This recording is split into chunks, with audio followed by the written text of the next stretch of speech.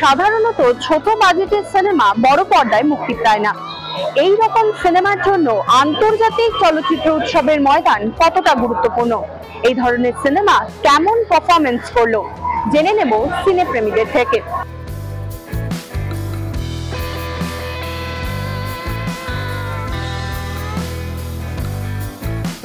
এটা ডিপেন্ড করছে তুমি কিভাবে দেখছো, মানে অডিয়েন্সের পার্সপেক্টিভ।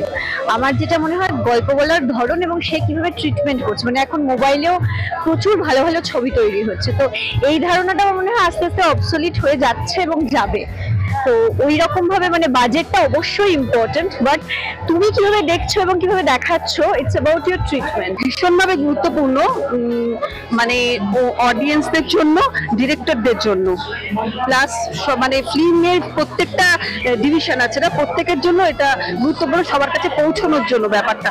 ছোট বাজেটের সিনেমা সেরকম মানে লাইক পায় না, কিছু ভিউয়ার্স পায় না, যেতে পায় না, তো সেই জন্য তাদের নন্দনে গুরুত্ব পাওয়াটা এতটা, নন্দন একটা মানে একটা লেভেল, সেখানে যাওয়া মানে তারা বোঝে যে সেরকম লোকই আসবে, তো সেখানে সেই জন্যই তার গুরুত্ব পাওয়াটা এতটাই প্রয়োজন যে সেখানে এলে সে রিচ করতে পারবে সেই প্রোফাইলে।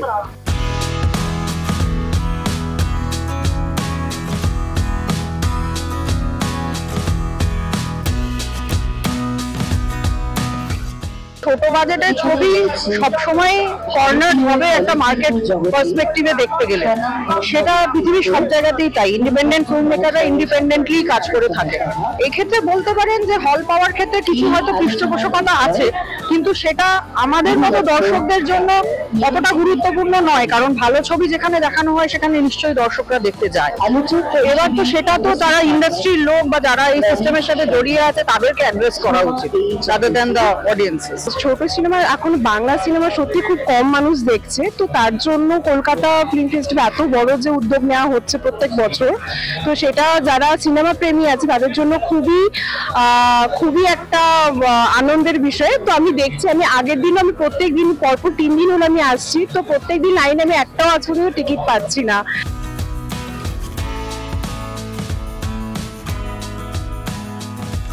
অনেকটাই গুরুত্বপূর্ণ, কারণ আমরা সত্যি করে সুযোগ পাই না যে এরকম ভাবে একটা মুভি দেখবো।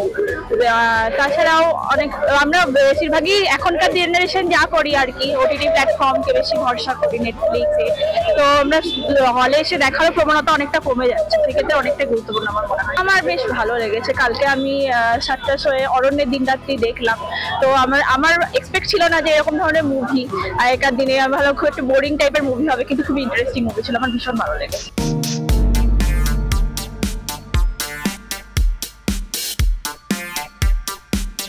ছোট বাজেটের ছবি তো গুরুত্বপূর্ণ নিঃসন্দেহে, তার কারণ হচ্ছে যেমন ছোট বাজেটের ছবি যদি ফেস্টিভ্যালে দেখানো হয়, তাহলে ধরুন যারা একদম ছোট বাজেটের ছবি করতে চায় তারা একটু তো এক্সপোজার পাবে আর ফেস্টিভ্যালের মতো জায়গায়, এবং ইন্টারন্যাশনাল ফিল্ম ফেস্টিভ্যাল, মানে নর্মাল নয়, সেক্ষেত্রে তো খুবই ইম্পর্টেন্ট। ছোট বাজেটের ছবি যেটা বলছেন সেটা এখন নন্দন 3, নন্দন 1-এ তো সেরকম দেখানো হয় না, সেটার জন্য বলতে পারেন আপনি রবীন্দ্র সদন বলতে পারেন যদি বাংলা ছবি দেখেন ছোট বাজেটের। হ্যাঁ, সেরকম কালকে মনে হয় একটা হয়েছে।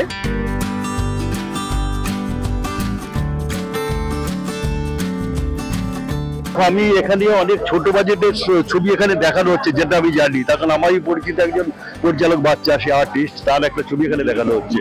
এখানে কিন্তু অবশ্যই এটা গুরুত্বপূর্ণ, তারপর সত্যি তারা কোনো সুযোগ পায় না, এখানে সেই সুযোগটা পাচ্ছে। কিন্তু পারফরম্যান্স কিরকম?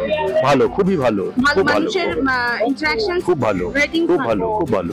এখানে অনেক সিনেমা দেখানো হয় ওয়ার্ল্ড ওয়াইড, যেখানে আমরা ভালো ভালো সিনেমা, এরকম অনেক লোকও আছে যারা এরকম সিনেমা দেখতেও পছন্দ করে, যেমন আমরা। তো এইটাতে আমরা অনেক টাইপের সিনেমা দেখতে পারি। হ্যাঁ, আপনি যেটা বললেন একদমই তাই, সেটা হয়, কিন্তু এটা একটা ইন্টারন্যাশনাল প্ল্যাটফর্ম, এখানে খুব ভালো ভালো সিনেমা আসে। আমি তো বলবো যে সবাইকে এটা দেখা উচিত, সবাইর আসা উচিত।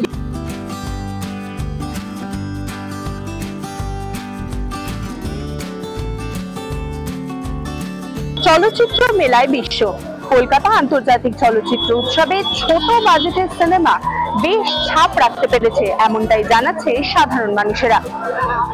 ক্যামেরায় চিরঞ্জিতের সাথে সঞ্চয়িতা রিপোর্ট, এস নিউজ।